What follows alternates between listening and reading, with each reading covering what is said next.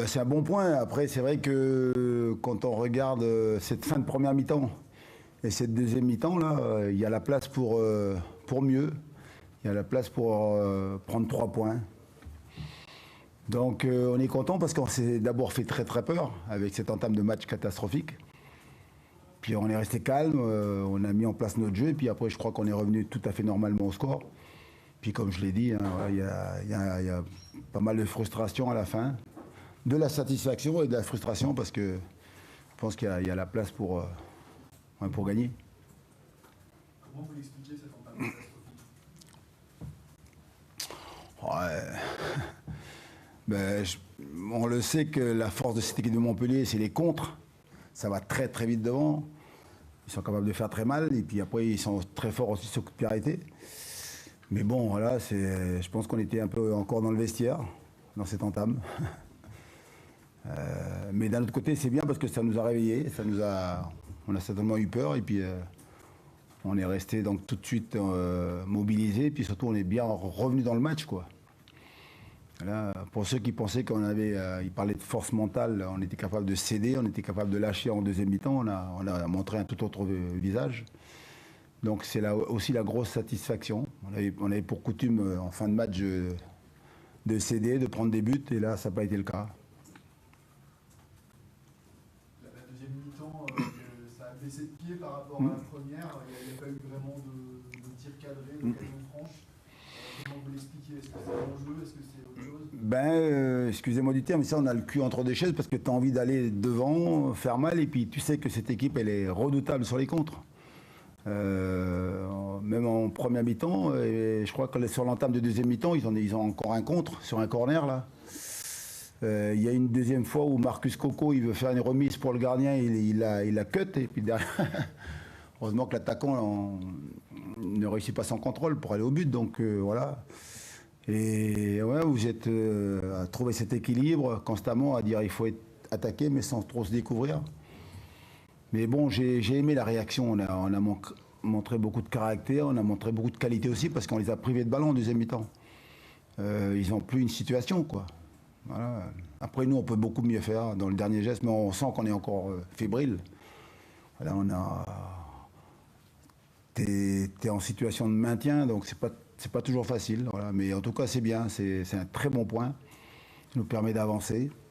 Après, on aura tranquillement à regarder nos adversaires là ce week-end, mais c'est bien.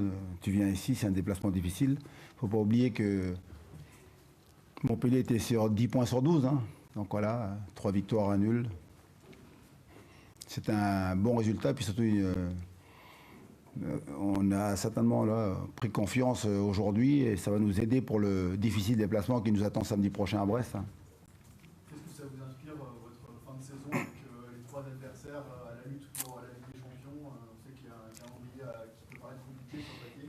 Ben, chacun ses soucis, chacun ses objectifs. Eux, ils jouent la Ligue des Champions, nous, on a à se maintenir. Mais ce qui est bien, c'est que j'avais parlé donc d'être conquérants. Voilà. Il nous reste 3 matchs, 2 déplacements difficiles. Un premier donc, samedi prochain, pardon. La réception de Lille et puis après le déplacement à Monaco. Mais on est prêt de toute façon. Là. Nous, on n'a pas d'excuses à avoir. On est prêt, on est préparé pour jouer le maintien. Voilà, il faut faire les matchs, il faut les jouer, comme on l'a fait aujourd'hui avec ce qui manque au haut niveau, c'est l'efficacité, quoi, et le réalisme.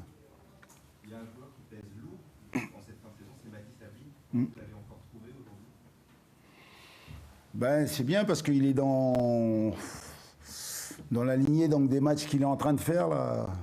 Je l'avais dit contre Rennes, c'est vrai que, mais vous ne vouliez pas l'entendre. C'est vrai que c'est pas toujours facile de reconnaître que quand vous jouez contre Rennes, qui est bien meilleur que nous, en plus sans atout offensif, il manquait donc bien sûr Mathis, il manquait Tino Kadewere, ben, c'est compliqué. Et là, on le voit dès qu'il est là. Donc lui, en plus, il est très bon, il est efficace, il nous apporte beaucoup, mais aussi il donne beaucoup de confiance à ses partenaires. On le voit donc autour de lui, voilà, on se sent plus fort, on se crée des situations. Maintenant, pour lui, la difficulté, c'est qu'il faut enchaîner. Et puis surtout, maintenant, il est attendu partout, quoi. Voilà. Mais j'ai beaucoup confiance en lui. Il est capable de continuer à progresser, quoi. Il est jeune, hein, il a encore une grosse marge de progression. Sur Cosa, qu'est-ce qui s'est passé? Est-ce que c'était raisonnable de le laisser sur la pelouse? Ben après, c'est le médecin, hein. Nous, on attendait parce qu'on a ce règlement. S'il y a commotion, c'est ça, là, donc là, il y a possibilité donc, de le sortir. Et nous, j'avais la possibilité de faire un autre changement. Mais le médecin a dit non, non. Elle a fait donc, le protocole. Et apparemment, donc, pas apparemment, non, sûr. D'ailleurs, je l'ai vu à la fin du match. Il est conscient, ça va. Mais c'est vrai que c'est très impressionnant.